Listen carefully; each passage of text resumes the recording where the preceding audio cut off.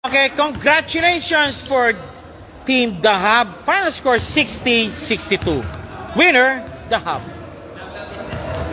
Alright, best player of the game. Nothing. Si D-Mac na naman ang best player of the game. D-Mac, best player of the game po.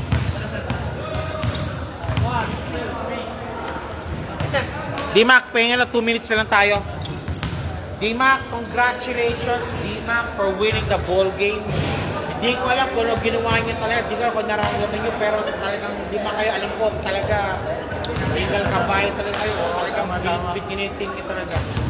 Hindi, nakuha sa kasali ka. Nadasal talaga sa yung breaks na lang ng ball game. Kasi rin-expect naman na namin, lima na lang kami. Follow pa si Valdez. Nga, yung mga Valdez, pag talagang kumano sa fourth quarter talaga, alam ka sa alangan na talaga ngayon.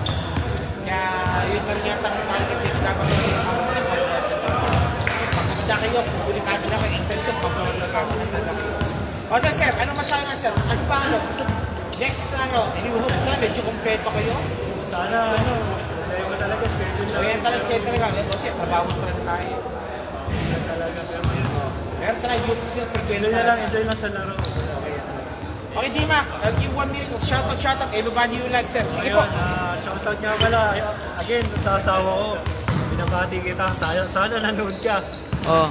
Para Next. mag-success yung greatness. So, ayun, sa mga kaibigan ko, katrabaho, and family. Okay. Okay, yan po si Mr. D-Mac. Congratulations po, final score 66-2. D-Mac po, siya po ang POG of the ball game or the man of the match.